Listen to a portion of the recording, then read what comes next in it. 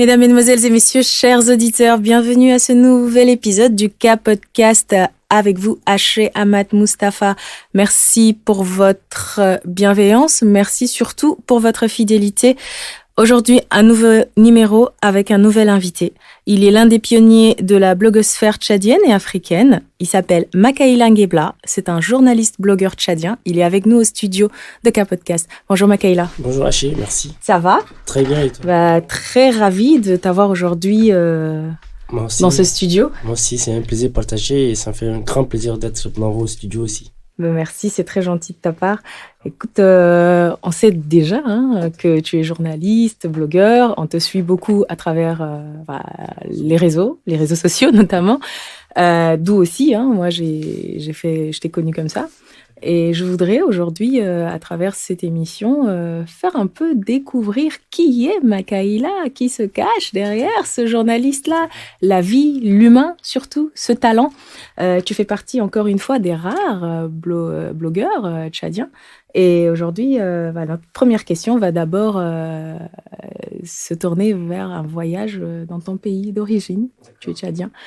Quel est le souvenir qui te marque le plus de ton pays, le Tchad ? Alors, merci Haché, merci à toute votre équipe mobilisée pour cet entretien. Je suis très fier d'être dans vos studios et ça me fait un très grand plaisir. Donc, en tout cas, pour vous répondre à votre question, mon premier souvenir, c'est aussi le quartier Bololo, qui est le quartier le camp de Koufra, un quartier historique, pour ceux qui connaissent N'Djamena. On dit Ouled Bololo, quoi. Ouled Bololo, exactement. Je suis né à Bololo, j'ai grandi à Bololo, mes parents sont là.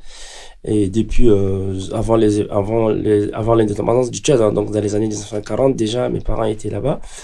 Et donc, j'ai grandi là et j'ai joué le ballon au quartier Bolo, au camp Koufra. Et ce qui me marque le plus, c'est ma jeunesse, mon enfance. Je suis passé par là, j'ai joué le ballon avec des amis, des frères. Et ce qui est passionnant à relever ici, c'est qu'au Tchad, à l'époque, c'est une diversité. Les gens ne se connaissaient pas en fonction de leur tribu, en fonction de l'ethnie. En fait, c'était un Tchad qui est un modèle d'une nation. Donc, depuis lors, on a grandi avec cette valeur qui nous a été inculquée par nos parents. Et donc, les voisins on les appelle les oncles, les voisines, c'est les tantines, etc.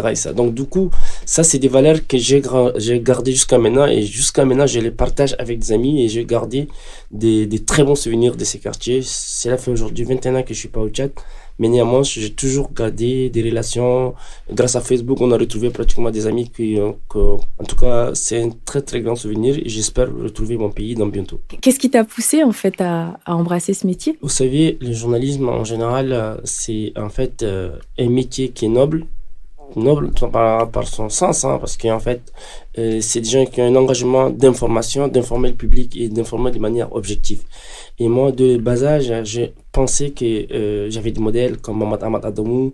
J'ai un grand journaliste tchadien qui est au Tchad, mais qui était à la BBC à un moment donné, mais là, il est rentré. Et donc, à partir de là, j'ai quitté le Tchad pour aller en Tunisie. Et c'est la Tunisie où j'ai commencé à embrasser le métier du journalisme en écrivant dans Jeune Afrique sur des petites brèves dans l'hebdomadaire Jeune Afrique. C'était pour juste informer l'opinion sur la situation de mon pays d'origine, etc. Et donc, après, le goût du journalisme est monté. Par la suite, je me suis retrouvé au Sénégal. Et c'est du Sénégal où je fais une licence en communication et journalisme.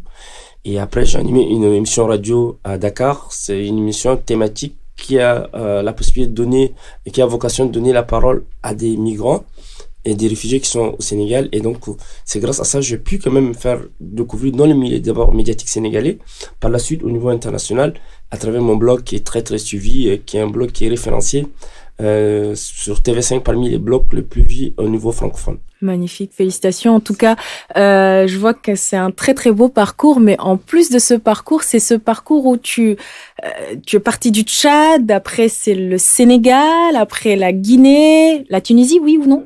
La Tunisie, puis la France, où quand même il faut reconnaître que tu as été accueilli par la France en tant que exilé.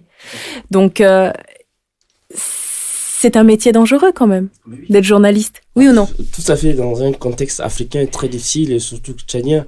C'est une très bonne question, Haché. Donc, moi, comme je vous ai dit, j'ai quitté le Tchad. Je me suis retrouvé en Tunisie en tant qu'étudiant. Par la suite, j'ai été expulsé de Tunis vers Dakar. Et c'est à Dakar où je vous ai dit que j'ai essayé de me former en journalisme. Donc, je me suis formé en journalisme. Et par la suite, j'ai créé mon blog, ce blog qui, effectivement, donnait la parole à des Tchadiens et aussi donnait la parole à tous les segments de la société tchadienne en général. Et donc en 2013, j'ai été encore de nouveau expulsé de Dakar vers Conakry, la Guinée. Et donc je profite de l'opportunité pour saluer effectivement la France qui m'a accordé aussitôt au bout de 2 mois à Conakry. La France, grâce à des soutiens en France, Amnesty International, des députés comme Pascal Canfin, le ministre des Affaires étrangères Laurent Fabius à l'époque, toutes ces personnalités fortes françaises, et je n'oublie pas aussi Noël Mamère, se sont mobilisés ici en France et puis d'autres voix comme Antoine Glaser, que vous connaissez certainement, un grand journaliste français, qui se sont mobilisés à Paris et ils ont demandé à la France de m'accorder l'asile politique. Donc du coup, c'était, je m'en souviens très bien, le 12 juillet, la France mon ambassade, à travers son ambassade à Conakry, la France m'a demandé de me présenter à l'ambassade de France. Donc je me suis présenté, on a fait les formalités et ils m'ont délivré un visa de longue durée, ce qui est synonyme à l'octroi du statut de réfugié politique. Donc c'est un parcours effectivement dangereux. Être journaliste dans certains pays, un certain nombre de pays africains, c'est extrêmement difficile. Et moi, j'en ai payé un lourd tribut. Et c'est effectivement, il y a quelque chose qui est à noter, c'est aussi l'octroi de ces visas français. Et l'autre particularité, c'est la possibilité que j'ai eue pour me présenter. J'étais le seul, en toute modestie, à être auditionné au Parlement, à la commission du Parlement européen en 2013. Pourquoi?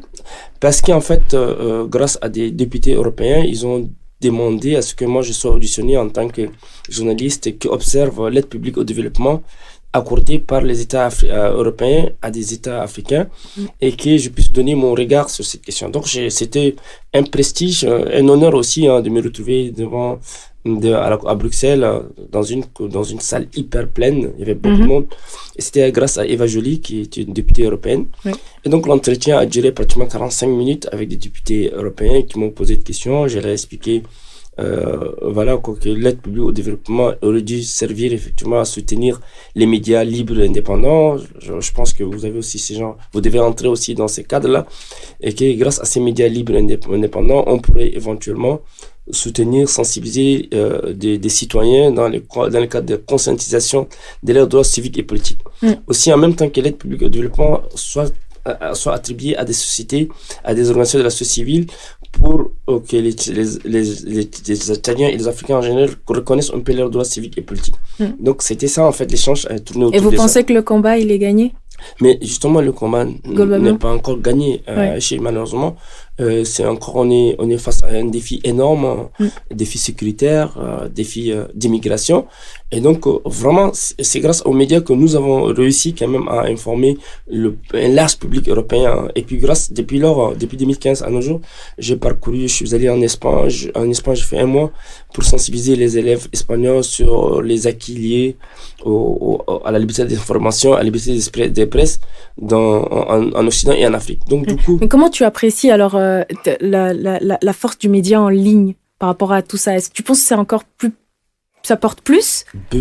Mais oui, effectivement, vous savez, l'émergence des médias en ligne depuis un certain temps a joué un rôle important au point que les médias en ligne ont surclassé, je dirais, les médias classiques. Et ils jouent aujourd'hui un rôle très, très important dans le cadre de transformation, sensibilisation de nos citoyens. Aujourd'hui, vous êtes à Paris, vous pouvez être écouté en N'Djamena, à Dakar, à Brazzaville, grâce à cette force des médias en ligne qui ont joué un rôle très, très important dans le cadre, effectivement, de prise en charge de nos revendications citoyennes et politique. Donc je pense que la communauté internationale dans sa composante intégrale a compris effectivement que les médias en ligne et justement l'internet a joué un rôle important, surtout dans la prise de décisions politiques et ça quand vous avez vu un peu le cas de la Tunisie.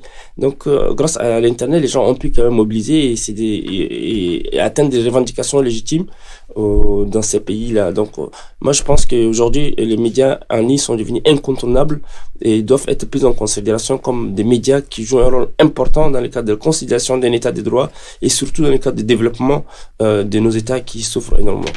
Merci en tout cas pour ceux qui viennent de prendre le train en marche. Merci d'être avec nous dans la Kiti Attitude. Nous avons aujourd'hui comme invité journaliste Makaïla Ngebla, qui est aussi du Tchad, qui vit en France, qui est aussi notre invité à l'occasion de la Journée mondiale de la liberté de la presse, dans laquelle l'épisode du podcast sera diffusé. Merci encore une fois Makaïla d'être avec nous.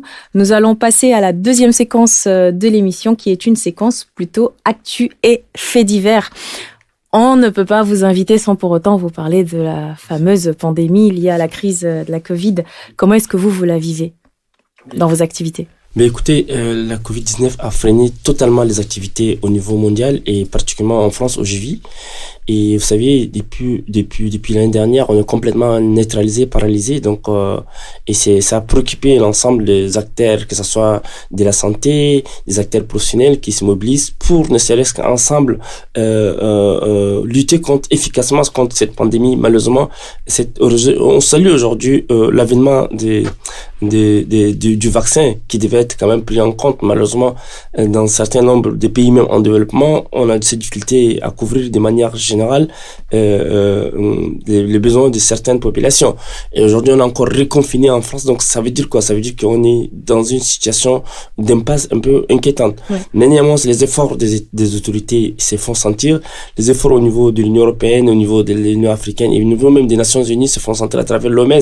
Donc, je pense que la Covid-19 est venu quand même ralentir énormément les activités économiques, les activités sociales, les rencontres entre les amis. Donc, tout s'est fait en ligne donc tout s'est fait, les rencontres se font sur Zoom, etc. Moi-même qui vous parle, j'ai assisté grâce à l'Union de la presse francophone à un débat en ligne sur la liberté d'expression il y a 3 mois. Donc du coup, on est obligé d'être confiné chez nous et puis bon, on est aussi efficace en étant chez nous. Aujourd'hui, moi je me suis déplacé ici pour réaliser cette émission. D'autres le font en direct, en ligne. Donc du coup, en tout cas, c'est une situation extrêmement inquiétante. Et si cette situation ne s'arrête pas, elle risquerait d'affecter énormément les activités au niveau mondial. Justement, en un mot, vous parlez d'efficacité. Quel est le rôle que doivent jouer, en tout cas, la presse, notamment les journalistes comme vous, dans la lutte contre cette pandémie? Et justement, parce que dans cette période-là, aujourd'hui, nous sommes face à beaucoup de désinformation. On parle quelque part de la liberté de la presse et tout ça, mais en même temps, on a beaucoup de désinformation. Enfin, c'est pas du dépoids de mesure, mais comment combler tout cela, quoi? Évidemment, effectivement, le secrétaire général de l'ONU, Antonio Guterres, l'année dernière, lors de la journée mondiale de la liberté de la presse, avait souligné la nécessité d'informer l'opinion publique et que la presse devrait jouer un rôle très très important. Donc, il avait appelé en fait les journalistes à faire preuve de professionnalisme. On est confronté aujourd'hui à les réseaux sociaux qui diffusent. On est confronté également à ce qu'on appelle l'info-obésité. Ça veut dire que l'information vient de partout. Ouais. Et donc, beaucoup d'infox.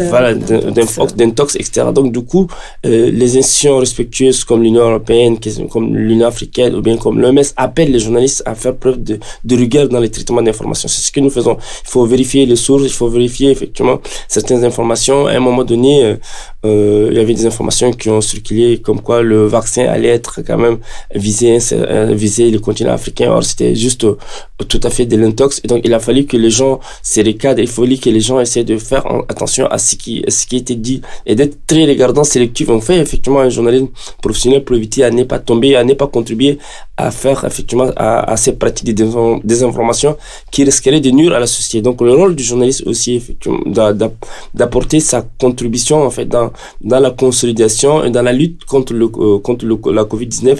Bon, il faut aussi des efforts personnels, individuels et même corporatistes des médias, des hommes des médias pour arriver à ce qu'on relève ensemble ces défis liés à la lutte contre la pandémie dans le monde. Très bien. Merci beaucoup, Makaïla. En tout cas, avant de vous poser cette question, je vous félicite tout d'abord parce que ça reste quand même une fierté, en tout cas tchadienne et africaine. Il y a quelques semaines, quelques jours, j'ai vu sur votre blog, dans les réseaux sociaux, vous avez annoncé la sortie de l'ouvrage en mars, en tout cas de Konrad Adenauer Tiftoug, je vais y arriver. La fondation Conrad, qui est basée en Afrique du Sud, en tout cas, avait lancé l'ouvrage en anglais intitulé Hounded, African Journalists in Exile. Et vous avez contribué, en tout cas, dans ce livre, en apportant votre voix et votre témoignage pour apporter un peu, pour raconter votre parcours et votre voix. La question que je voudrais vous poser, effectivement, on va lire ce livre, bien évidemment, mais vous avez raconté votre parcours, mais sûrement vous avez lu ce livre-là. Quel est votre constat? Est-ce que vous pensez que tous les journalistes qui sont intervenus dans ce livre-là, au final, c'est la même vie, c'est les mêmes défis quand on embrasse de faire un peu journaliste dans la politique et tout, ou pas? Tout à fait. C'est une question légitime, Haché. Vous savez, la fondation allemande, qui est basée en Afrique du Sud, elle m'a contacté. J'étais même surpris. Et ils me disent, c'était en anglais, ils me disent, mais Michaela, on nous a recommandé des amis à toi, à Dakar, à Bamako, nous ont orienté vers vous parce qu'on a vu votre parcours. On souhaiterait vous donner la possibilité de nous raconter votre parcours. Et donc, avez-vous d'autres journalistes qui ont passé qui ont le parcours similaire à raconter? Donc, en tout cas, les livres on avait travaillé pendant pratiquement 1 mois dessus. Moi, j'ai apporté ma contribution de mon départ du Tchad vers la Tunisie, le Sénégal, etc. Mon engagement personnel sur les questions qui sont très sensibles, les risques que j'ai encourus, des privations de mon passeport, les risques d'expulsion de des pays où je ne connaissais personne. En ce qui concerne mon parcours, le voyage de Dakar vers Conakry, il a fallu connaître une dame dans l'avion pour m'accueillir chez elle. Donc tout ça, j'ai raconté dans ces livres. Donc d'autres journalistes aussi donc ont raconté leur histoire aussi dramatique que la mienne. Donc c'était vraiment un privilège, en même temps un honneur. Et je rappelle que le livre a été présenté à Nairobi avec des personnalités importantes au niveau mondial qui étaient là. Et donc nous avons trouvé il y a des gens qui voient, qui suivent tout ce que nous faisons. Donc moi je devais le faire de façon moi-même avec mes propres moyens, mais cela c'est une fondation qui me donne une légitimité en sorte, en écrivant, en me donnant la possibilité d'écrire mon histoire en anglais et qui va être traduite bientôt en français, etc.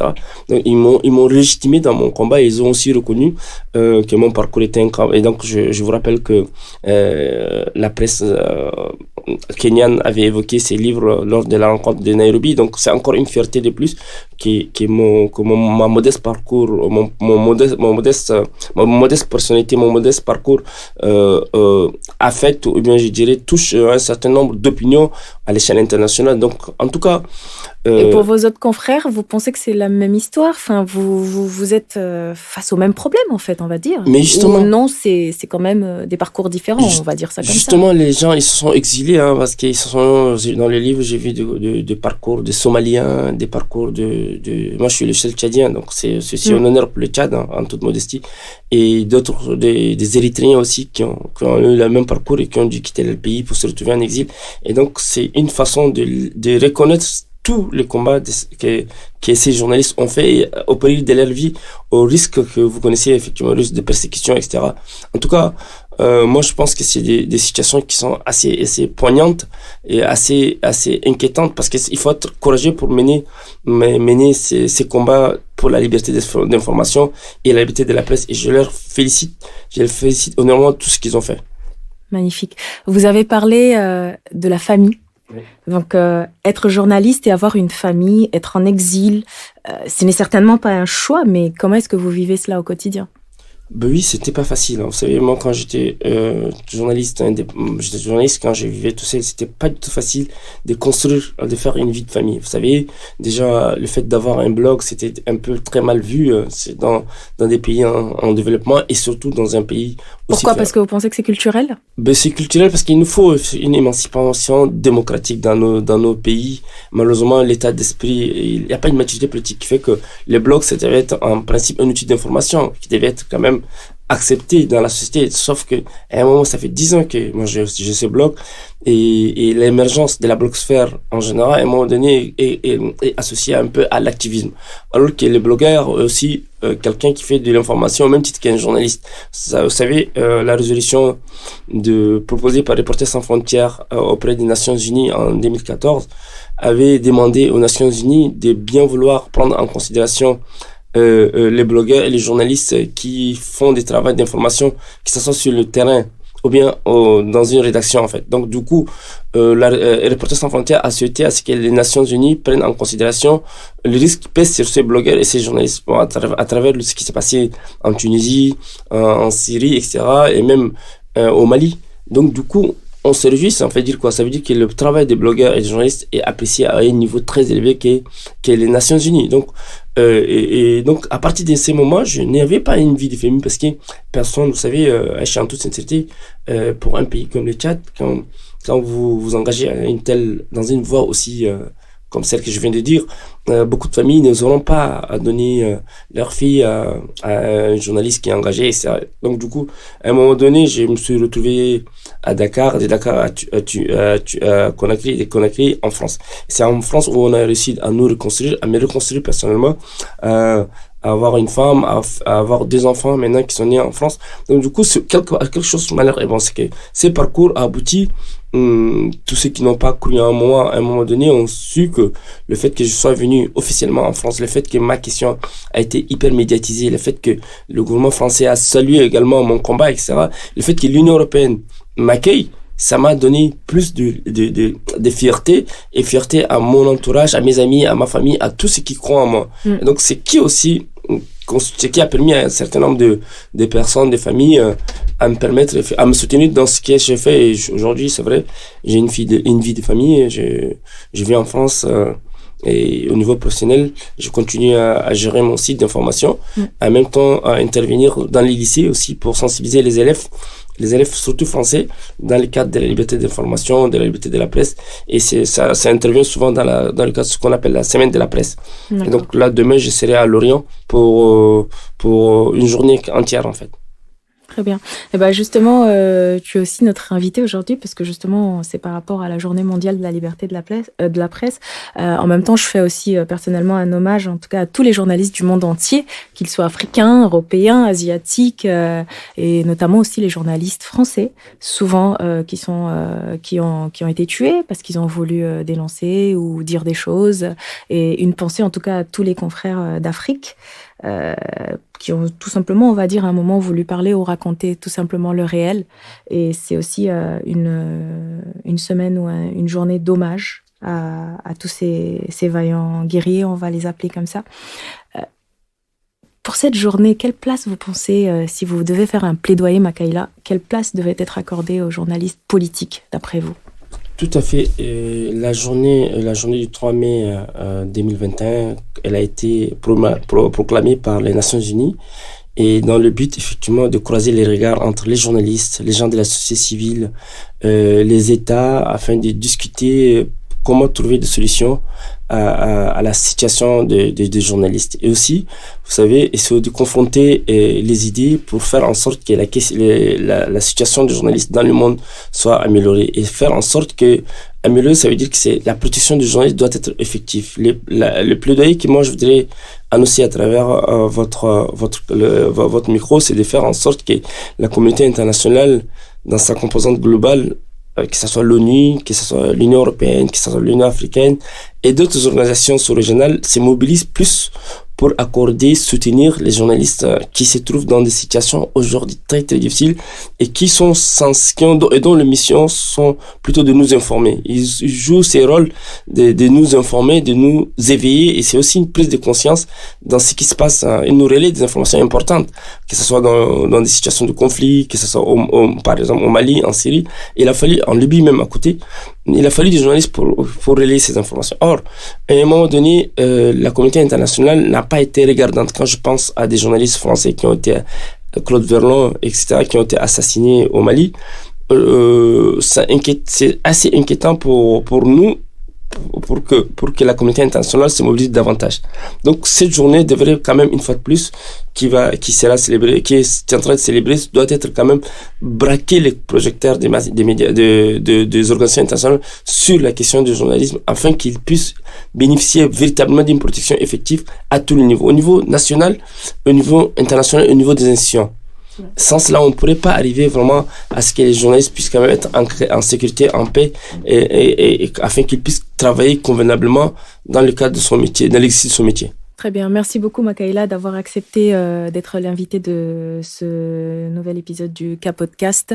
Nous allons passer à la dernière séquence de l'épisode, qui est le petit plus. C'est justement l'occasion un peu de vous embêter un peu. Hein. D'accord. 2 questions. Vas-y. La première. Ouais. Donc je traduirai, je demande à Makaïla en arabe tchadien quel est son petit kiff, en tout cas dans soit un mets culinaire ou une chanson du Tchad, ou voilà, ton petit kiff. Mais en fait, ce que je kiffe le plus, on est marra et kisar quoi. Mais c'est le mot kisar, kisar malheureusement, pour faire. Alors le kisar, pour ceux qui nous suivent, c'est l'équivalent du injera qui est mangé en Éthiopie. Ce sont des galettes, mais par contre, pour le cas du Tchad, il est assez sweet, il est un peu sucré, c'est fait à base de riz. Très très bon, accompagné de sauce rouge, voilà, de patates, avec de la viande, ou de la sauce gombo, qui est le daraba.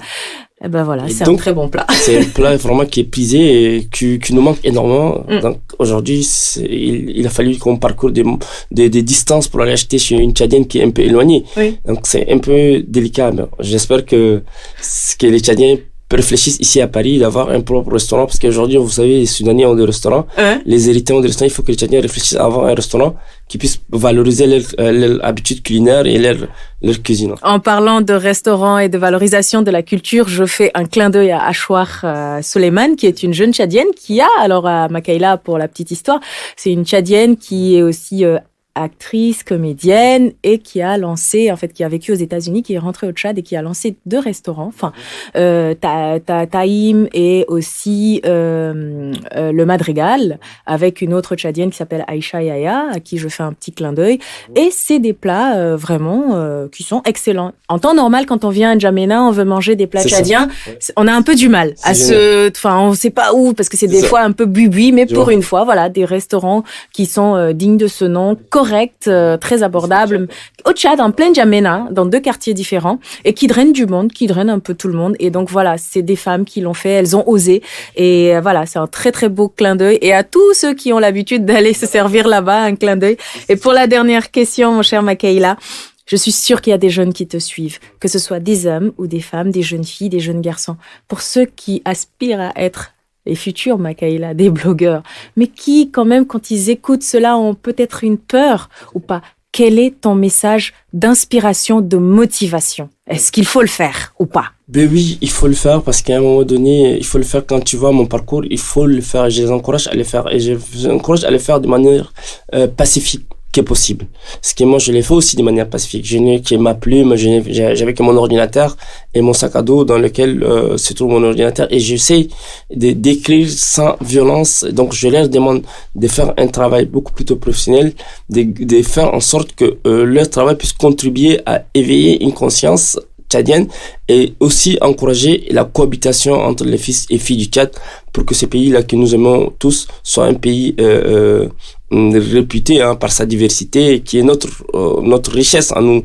Donc je les encourage vraiment à travailler dans le sens de créer leur propre blog, et s'ils ont des questions à nous poser, qui reviennent vers nous, on peut essayer de les aider en tant que grands frères, on peut essayer de les apporter notre soutien le plus modeste qui est possible, pour que vraiment la culture de vivre ensemble, la culture de paix puisse promouvoir dans notre pays, et que vraiment ces pays puissent être un des pays références sur le continent africain. En tout cas, j'irai bien loin en disant aussi que la culture du possible est une force. Merci Makaïla Gebla, qui est journaliste, blogueur, d'avoir accepté d'être notre invité. Chers auditeurs, merci de nous avoir suivis pour ce numéro spécialement dédié à la Journée mondiale de la liberté de la presse. Merci à toute l'équipe du K-Podcast et de Kellouscope Entertainment. Vous pouvez nous retrouver à travers les réseaux sociaux via Instagram, Facebook, Twitter ou YouTube et toutes les autres plateformes. Merci encore une fois. Assalamu alaikum et à la semaine prochaine. Au revoir.